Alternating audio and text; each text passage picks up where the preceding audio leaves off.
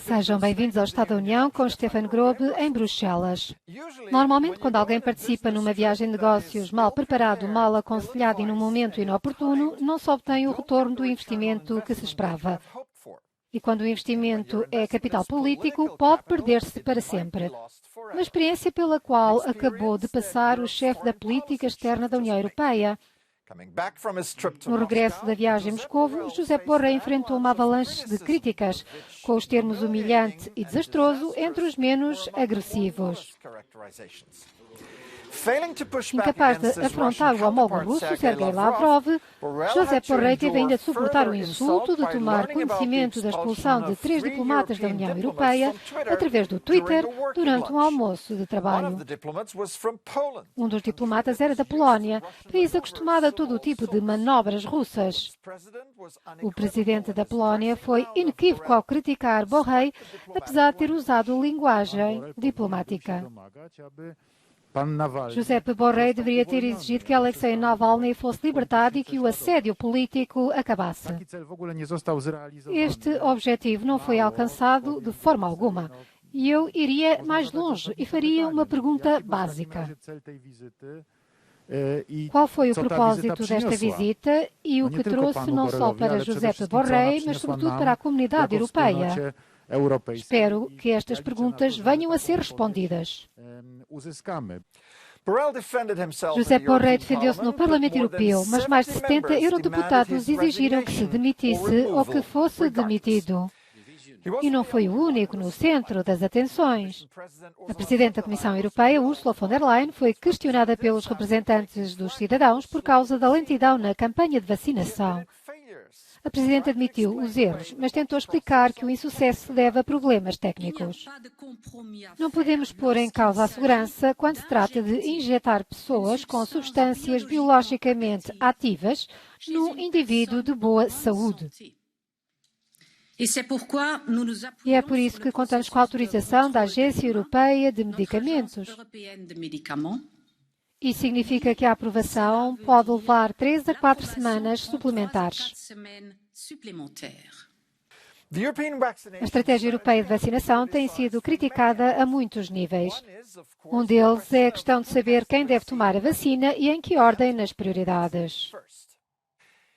Vou conversar com o Dr. Julian Tang, virologista especialista em doenças respiratórias na Universidade de Leicester. Seja bem-vindo ao programa. Num artigo recente, disse que estamos totalmente errados sobre a estratégia de vacinação, porque não se está a focar nos jovens, mas nos idosos e nos profissionais de saúde. Qual é o seu principal argumento? A ideia é imunizar os jovens para poder proteger os mais velhos.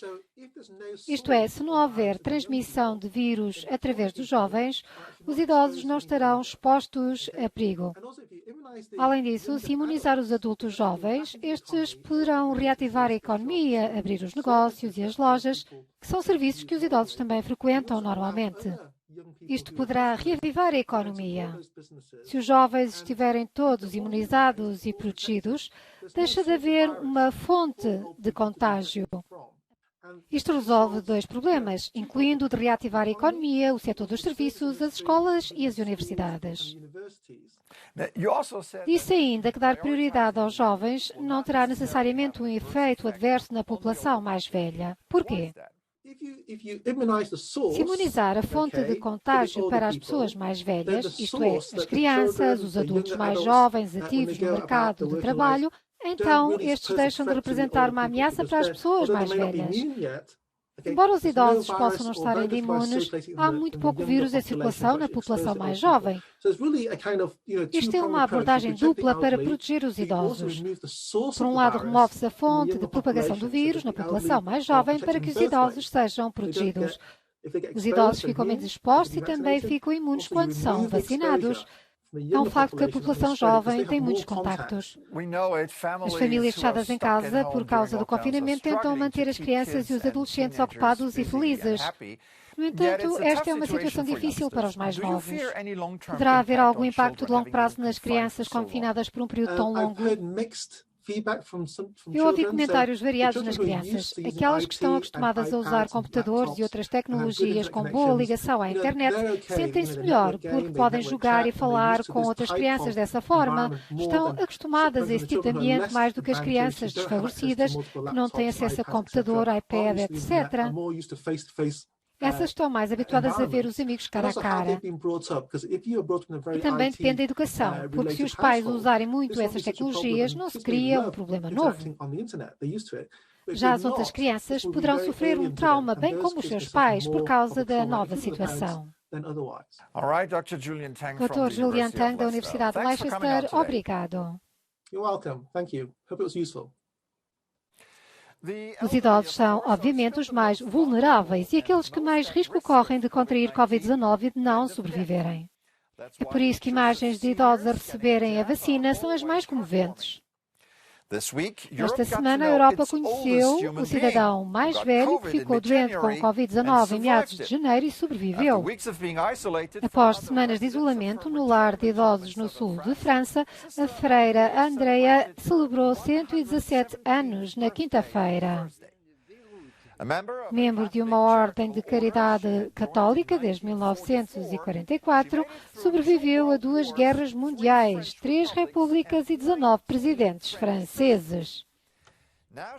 Agora a freira quer aproveitar a vida, que no seu caso é poder comer lagosta de vez em quando e beber um copo de vinho todos os dias.